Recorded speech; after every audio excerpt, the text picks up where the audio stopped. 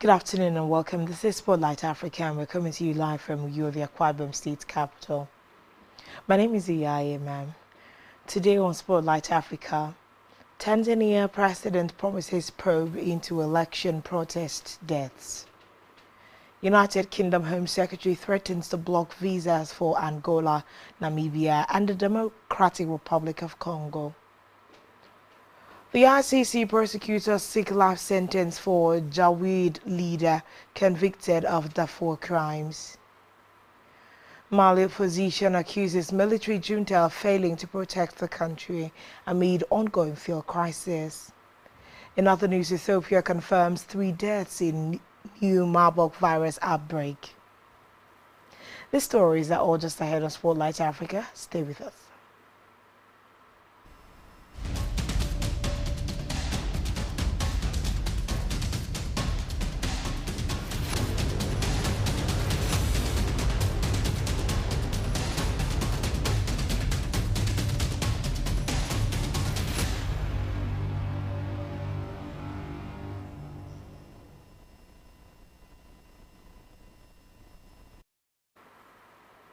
Good afternoon and thanks for joining us. Tanzania is our first sportive report this afternoon, as President Samia Suluhu Hassan has announced an official investigation to the unrest that broke out during election week, following accusations that her government was responsible for violently crushing historic protest. She was declared the winner of last month's presidential poll with 98% of the vote, a result the opposition has denounced as a mockery of democracy. At least 240 people were charged with treason after the protest.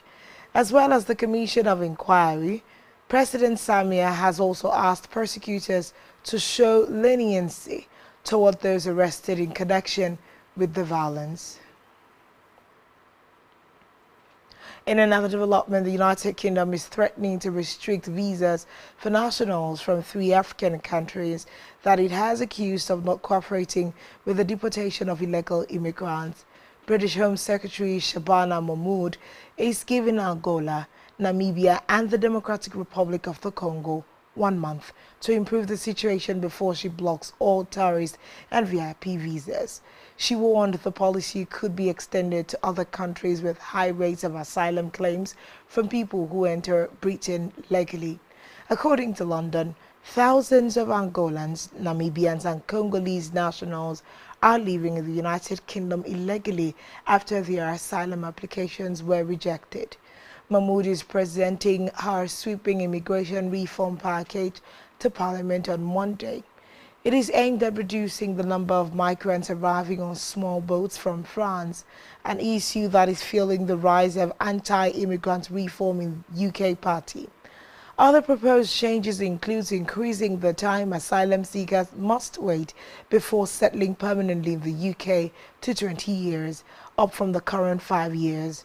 The situation will be reviewed every 2.5 years to assess whether or not it is safe for them to return home.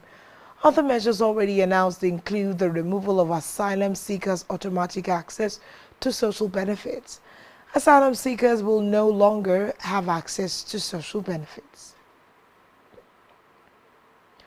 The International Criminal Court is pushing for the maximum penalty, life in prison, for Ali Muhammad Ali Abdulrahman, known as Ali Kushab, a former commander of Sudan's notorious Janjaweed militia. Prosecutors say he played a central role in the brutal campaign of massacres, rape, and village burnings that tore through Darfur more than 20 years ago. Last month, he was convicted on 27 counts, including murder, rape, and persecution, marking the ICC's first ever conviction related to the Darfur conflict.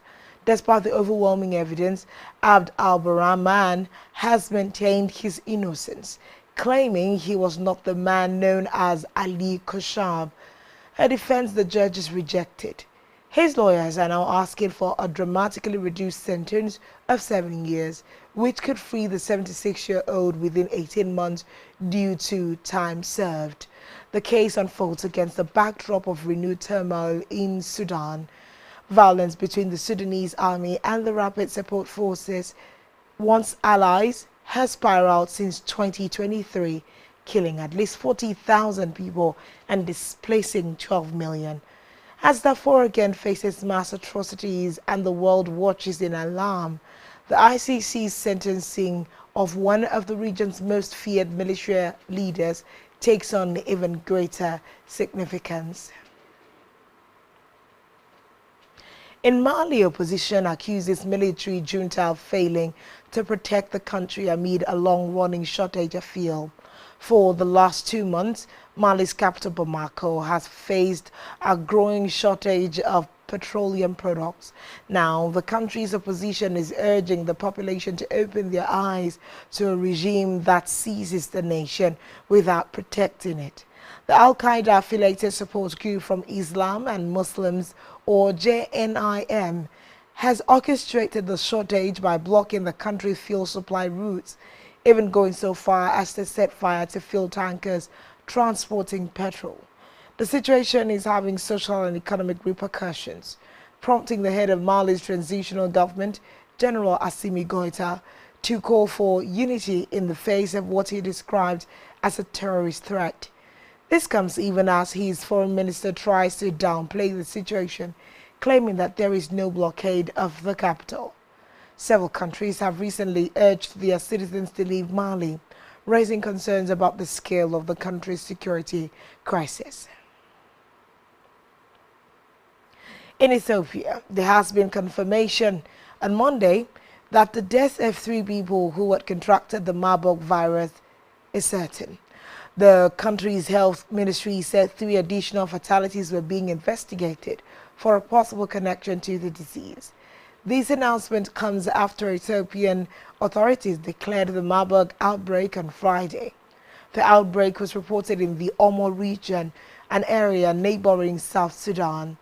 Ethiopian Health Minister Mekidis Daba said the government had conducted tests in 17 suspected cases in the country's south. In addition, 129 people who were in contact with the confirmed cases have been isolated and are being monitored. The minister said there were no active cases, but the government was taking preventive measures. A team from the World Health Organization, WHO, and the Africa Centers for Disease Control and Prevention has been dispatched to support with testing and outbreak control. In a separate development, South Africa has said it does not want to receive any more chartered flights carrying Palestinians, days after the controversial arrival of 153 passengers from Gaza in the country. Many aspects of the arrival remain unclear and disputed. The flight was filed to have a clear agenda to cleanse Palestinians out of Gaza and the West Bank, Foreign Minister Ronald Lamola said on Monday. Meanwhile, the Israeli authorities have not responded to these allegations. However, they said that South Africa had previously agreed to receive the 153 Palestinians. Meanwhile, a South African man who was seen attending a neo-Nazi rally outside an Australian state parliament has been taken into immigration detention after his visa was revoked. Matthew Guter, who has been in Australia since 2022, took part in an anti-Jewish protest outside the New South Wales Parliament organized by the National Socialist Network earlier this month and is now awaiting deportation. According to Australian media reports, he was seen among around 60 men clad in black who held up a banner that said, "Abolish the Jewish lobby." Australia has seen a recent rise in right-wing extremism. Its government made the Nazi salute punishable by a mandatory prison term earlier this year.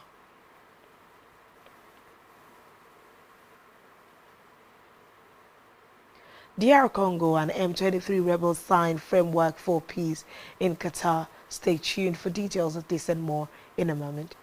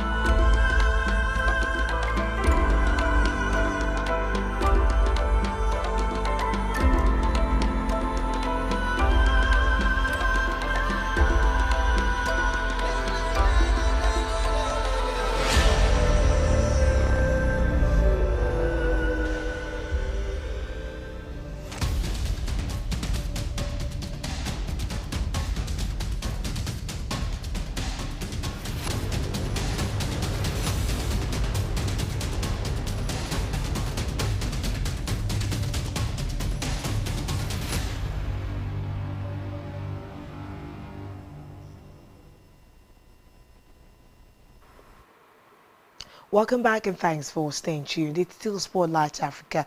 And at this time, we head to Nigeria's northwest, where there has been a recent attack on a school that has seen an abduction of 25 schoolgirls and killing at least one staffer. According to authorities, no group immediately claimed responsibility for kidnapping the girls from the boarding school in Kebbi State, and their motivation was unclear. Police said the schoolgirls were taken from their dorms at around 4 a.m. local time on Monday. The government girls' comprehensive secondary school is in Maga in the state's Dakar-Wasango area. Police spokesperson Nafiu Abubakar said that the school's vice principal was killed while reportedly trying to protect the students, and other staff members sustained gunshot wounds. Nigeria is facing a multi-dimensional security challenge, specifically from amorphous groups of armed bandits who specialize in kidnapping for ransom, sometimes totaling thousands of dollars, and have been responsible for several high-profile abductions across Nigeria's northern region. Away from that, Rwandan-backed M23 rebels and the government of the Democratic Republic of Congo have signed a framework for peace in the east of the country. The ceremony was held in Qatar, which, along with the US and the African Union, has been trying to mediate an end to decades of conflict in the resource-rich region. Earlier this year, the M23 captured the eastern region's main cities of Goma and Bukavu. Previous attempts to secure peace have failed. The United States Africa envoy Masad Boulos said the documents covered 8 protocols and that most still required work. He also acknowledged that prisoner exchanges and ceasefire monitoring had been slower than originally hoped. Kinshasa is demanding the withdrawal of Rwandan troops from its territory. Kigali says this can happen once the Congo-based FDLR rebel militia is disbanded. It is largely made up of ethnic Hutus linked to the 1994 Rwandan genocide. The new framework also addresses humanitarian access, the return of displaced people, and protection of the judiciary. It builds on a declaration of principles signed by the two sides in Doha in July, as well as a deal made in the same city last month on the monitoring of an eventual ceasefire. Meanwhile, a bridge collapsed at a cobalt mine in the Southeast Democratic Republic of Congo, reportedly killing at least 32 wildcat miners. According to reports, the bridge came down onto a flooded zone at the mine in Laulaba. Meanwhile, the provincial Interior Minister Roy Kamba told newsmen that 32 bodies had been recovered and more were being searched for. He further alleged that despite a formal ban on access to the site, because of heavy rain and the risk of a landslide, wildcat miners forced their way into the quarry, resulting in the collapse.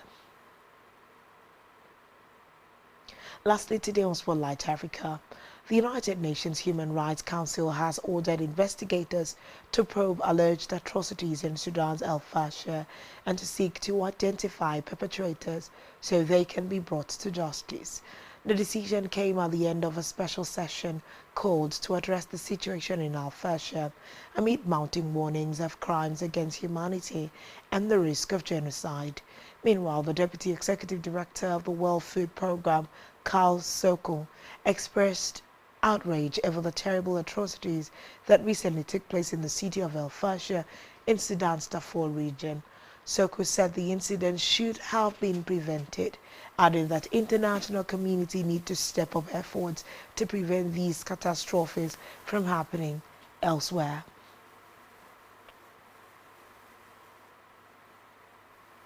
This has been Spotlight Africa, bringing you news all around the continent. Put together by Spectrum Television. Do well to follow us on social media, subscribe to our YouTube channel, all of which you can find on our website, spectrumtvlive.ng. Uyai MM. Good afternoon.